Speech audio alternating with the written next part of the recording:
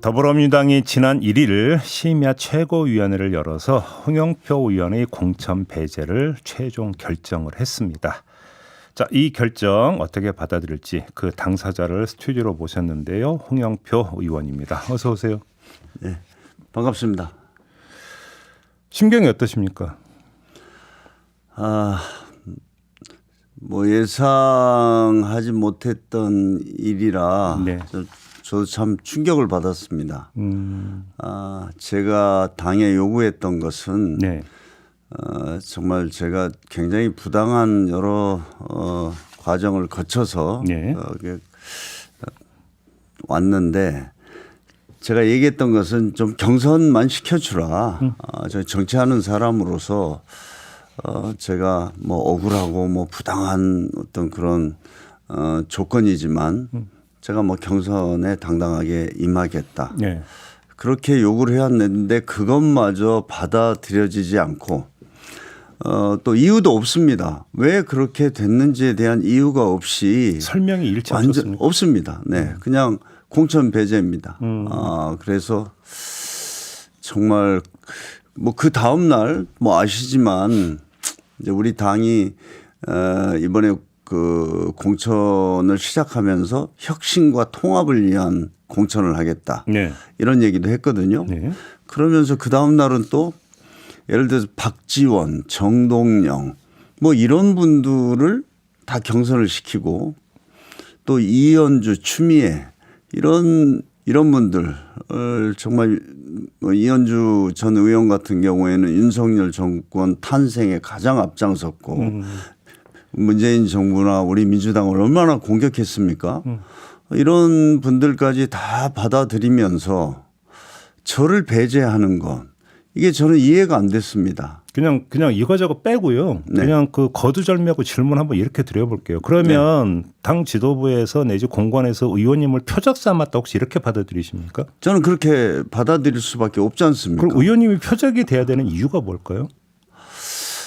저는 아마 뭐 제가 이제 문재인 대통령 시절에 제가 원내대표를 했지 않습니까? 네네. 저는 그 당시에 지금도 뭐 논란이 계속되고 있지만 어떤 그 검찰 개혁을 위한 뭐 공수처나 검경 수사권 조정 예. 또 이런 일들을 제가 앞장서서 했고 예.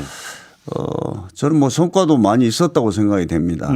그래서 어떻게 보면 문재인 대통령과 가까운 무슨 친문의 핵심이다.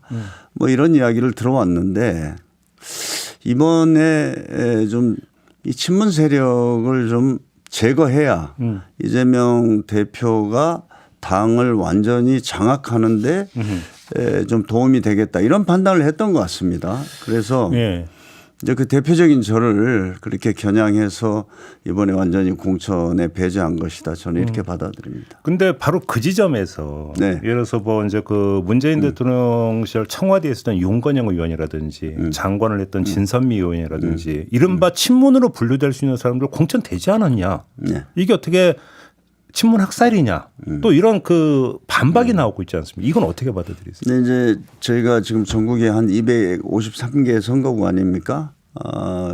뭐 국회의원들 저희가 지난번에 지역구로 하면 163석인데 그걸 보면 일부 있죠. 일부 있고 그러나 어떤 뭐라 그럴까요? 한 90점이 될 만한 뭐 이 홍영표는 당에서 나가줬으면 좋겠다.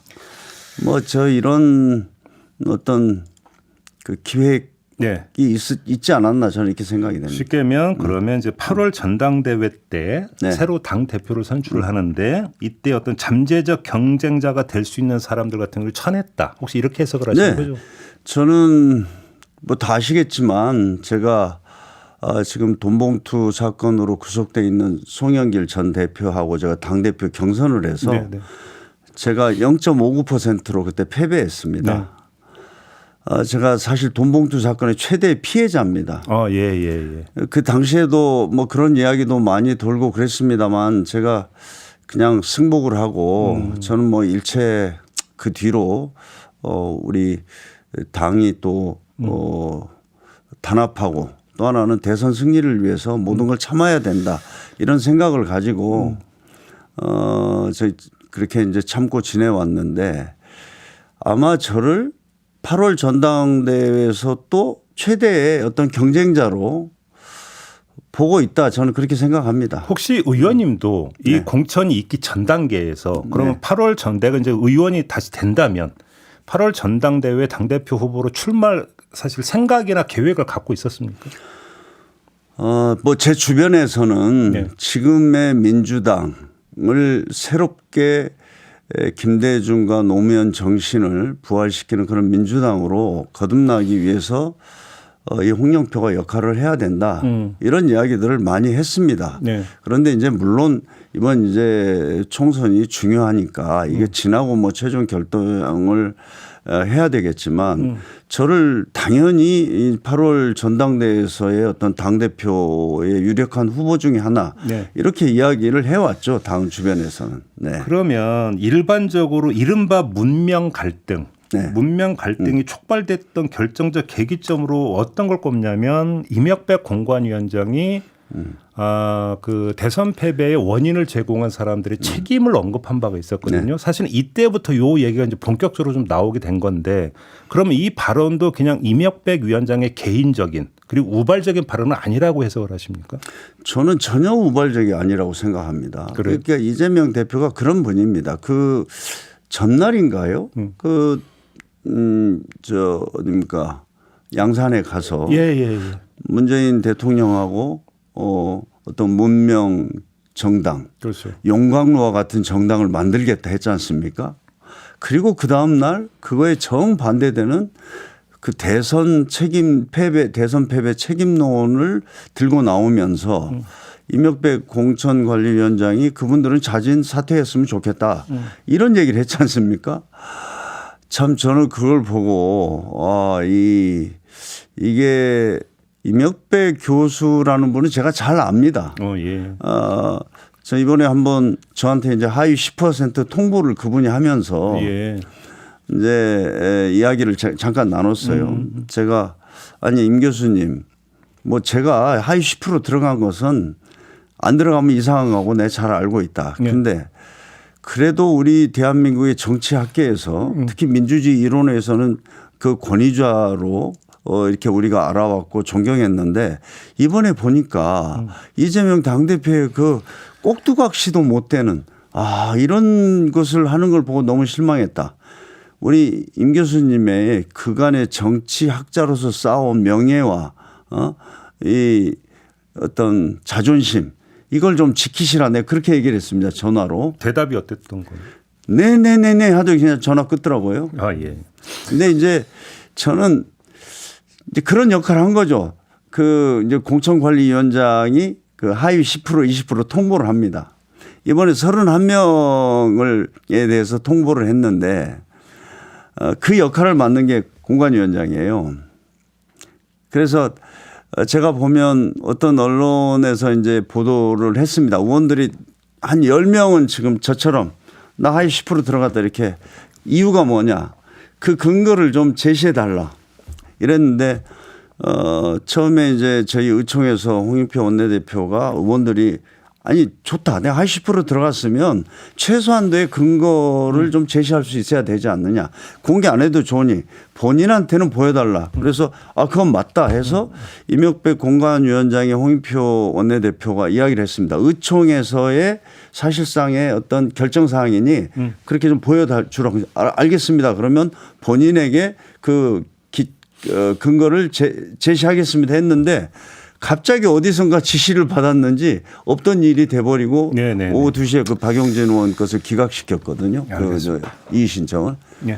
하여튼 그런 과정들을 보면 정말 아까 이제 문명 정당 뭐 이런 이야기를 하셨는데 정말 총선 승리를 위해서는 모든 세력 지금 이제 이재명 대표의 논리에 의하면 박지원 뭐 정동영 이현주 이런 사람도 다 힘을 합해서 이 무도한 윤석열의 검찰 독재를 심판해야 된다. 이런 데서 친문은 그래도 내가 쳐내야 되겠다. 네. 친문 비명 여기 반대 세력, 내가 앞으로 민주당을 사당화해서 방탄 정당으로 써야 되는데 여기에 걸림돌이 되는 사람들은 용납할 수 없다. 이게 이제 그 과정 속에서 제가 공천 배제가 된 거라고 생각합니다. 관련해서 요 질문으로 마무리할게요. 네. 그 이재명 대표 지지층에서는 어떤 주장들을 하냐면 예를 들어서 의원 뭐 임종석 전 실장 같은 경우 이제 뭐 의원님도 여기에 해당이 될 수 있을 건데 그동안 뭐 했냐? 윤석열 정부가 이런 그 행보를 보여오는 동안 앞장서서 싸워도 부족한데 조용히 있지 않았느냐. 그리고 나서 이제 와서 공천을 달라고 하는 게 말이 되느냐. 이런 이야기를 하고 있거든요. 어떤 이런 논리에 대해서 어떻게 생각하세요? 저는요. 예를 들어서 지금 민주당 정당 지지율이 떨어졌습니다. 네. 그러면 당대표 또 최고위원 지금 그 지도부가 네. 어떠한 상황 판단하고 전략과 전술을 세워서 싸우느냐 이게 대단히 중요하지 않습니까? 저는 전 원내대표지 지금 원내대표가 아닙니다. 제가 할 수 있는 것은 대단히 제한적입니다. 저는 예를 들어서 우리 당에서는 지금 그 윤석열 검찰 독재와 싸우는 어떤 방법과 노선에 대해서 차이도 좀 있습니다. 네. 그런데 우리가 이제 작년에 보면은 무수히 많은 그 이제 집회를 했어요. 제가 가서 저한테 마이크 줍니까? 저는 마이크 잡을 수도 없습니다. 저는 제가 집회에 가면 소위 개딸들에 둘러싸여 가지고 정말 인간적인 모멸을 다 받는 둘러싸여 가지고 막 공격을 받았어요. 집회 가기 싫을 정도입니다. 집회 현장에서 집회 현장에서 수박집 그만해라. 왜 이재명 대표를 돕지 않느냐. 저는 이런 속에서 제가 사실 참 한마디도 하지 않고 그러나 제 페이스북을 한번 보십시오. 거기 보면 저는 지금 뭐 기재에 있기 때문에 어떤 민생 문제, 경제 문제에 대해서 윤석열 정권의 어떤 지금 무능하고 잘못된 정책들이나 이걸 비판하고 제가 있는 데서는 저는 정말 많이 싸웠다고 생각합니다. 알겠습니다. 네. 그런데 그것을 싸우지 않았다. 이렇게 몰아붙이면서 그러면 그렇게 좋습니다. 지금 잘 싸웠다. 이 지지도가 뭘 얘기하는 겁니까? 알겠습니다. 네. 앞으로를 좀 여쭤보겠습니다. 그냥 네. 거두절미하고 탈당하실 거죠? 솔직히 저는 정치하면서 탈당이라는 걸 단 한 번도 생각을 해보지 않았습니다. 예. 그런데 제가 이게 지금 막다른 골목으로 몰려왔고 그래서 지금 민주당의 현실에 대해 정말 비통한 심정입니다. 그게 하나 있어서 네. 정말 마지막 고민을 하는 거고 또 하나는 우리 지금 한국 정치가 이런 윤석열 이재명 지키기 정당으로 지금 우리 한국이 처하고 있는 이 한국이 지금 골든타임을 놓치고 있는 것 같거든요. 이런 것을 극복할 수 있는 새로운 어떤 대안들이 있어야 되지 않나. 이제 그 고민 사이에서 제가 좀 결단을 이번 주 중에는 내리려고 합니다. 오늘 그 새벽에 임종석 전 실장이 SNS에 글을 올렸습니다. 딱 한 문장이었습니다. 당의 결정을 수용합니다. 네. 그 결국 당 잔류를 결정을 한 것 같은데 혹시 그 의원님도 그럴 여지가 아직 남아 있다고 이해를 해도 될까요? 저는 또 제 여러 가지 개인적인 상황이 있기 때문에 네. 제 나름의 어떤 판단을 해야 된다고 생각하고 네. 좀 아무래도 제가 뭐 어떤 결단을 할 때는 제 지역 저를 뭐 사선까지 만들어진 지역구 구민들이나 예. 아니면 또 함께 그 우리 민주당을 제대로 된 민주당을 만들기 위해서 고심하는 분들과 이야기를 해서 최종적인 결론을 내리려고 합니다. 민주연합 구성은 어떻게 되고 있습니까? 민주연합은 사실 이제 그것은 제가 뭐 이야기는 하고 있습니다. 같이 하고 있지만 그것도 지금 오늘 내일 사이에 아마 최종적인 좀 결론이 날 것 같습니다. 몇 명 정도면 현역을 기준으로? 현역이 그렇게 많지는 않습니다. 네. 현역이 많지는 않지만 현역 말고도 지금 이번에 너무나 무도한 어떤 공천 과정에서 정말 기회도 못 가져보고 억울하게 좀 네. 탈락한 분들이 많거든요. 그러면 그 민주연합을 구성한 다음에 그다음에 행로가 궁금한데 예를 들어서 새로운 미래하고 합치는 시나리오 아니면 2008년 총선 때 이제 지금의 국민의힘 에서 있었던 어떤 이제 그 공천 갈등 끝에 나와서 무소속 연대를 구성을 해서 이제 지역구에 이제 출마한 경우가 있지 않습니까? 그렇게 가는 건지 어떤 구상이세요? 이제 사실은 그 선거에서는 포스터에 이 기호가 있는 게 중요하지 않습니까? 그래서 정당 형태로 가야 네. 또 함께하는 많은 분들이 좀 선거에서 좀 좋은 조건이 된다고 보고요. 예. 그래서 가능하면 정당을 그렇게 만들고 그 정당은 또 한국의 아까 말씀드린 어떤 민주당을 살리고 좀 새로운 대안과 비전을 만들어내는 그런 이제 정당을 만들면 좋은데 시간이 없지 않습니까? 지금은 이제 거의 물리적으로 시간이 물리적으로 없어서 네. 이제 그 조건 속에서 또 이제 힘을 다 합할 수 있는 뭐 이런 것은 저희가 모색을 그러면 하려고 결국 하고요. 종합하면- 그래서 새로운 미래와도 예. 당연히 저는 뭐 이야기할 계획입니다. 네. 이낙연 새로운 미래 공동대표가 광주 출마 선언을 하다가 이제 돌연 연기를 했거든요. 혹시 네. 그게 지금 의원님이 이야기했던 이 문제하고 좀 연동이 되어 있는 게 뭐 있습니까? 연동이 돼 있다고 저는 생각합니다. 그러면 이래서 지금 민주당 지금 그래서 뭐 이낙연 대표께서는 예. 정말 우리 그 이런 민주당을 좀 새로 만들고 좀 우리 대한민국 미래를 위해서 새로운 비전과 희망이 되는 그런 어떤 정치적 토대를 이번에 만들기 위해서는 난 네. 모든 것을 좀 희생하겠다 예. 이런 생각을 가지고 계신 것 같습니다. 아 그래요? 네. 그러면 만약에 새로운 미래가 합치면 의원님 같은 경우도 다시 어떤 대표가 돼서 선거를 그러니까 진두지휘할 수도 있겠네요. 하여튼 뭐 그 가능성도 열려 있다고 봅니다. 그럴 가능성도 열려 있다고 보고. 알겠습니다. 새로운 미래와 합치는 걸 그냥 그 기정사실로 봐도 되겠는데요. 의원님 말씀을 종합을 해보면. 제가 만약에 이제 정말 탈당을 하고 네. 좀 민주연대로 이렇게 힘을 모으고 뭐 그렇게 되면 그 다음에는 좀 이렇게 함께 할 수 있는 분들을 넓게 모으는 것은 정치에서 기본적인 뭐 조건이라고 생각합니다. 알겠습니다. 말씀 여기까지 들어야 될 것 같네요. 고맙습니다, 의원님. 네. 홍영표 의원과 함께했습니다.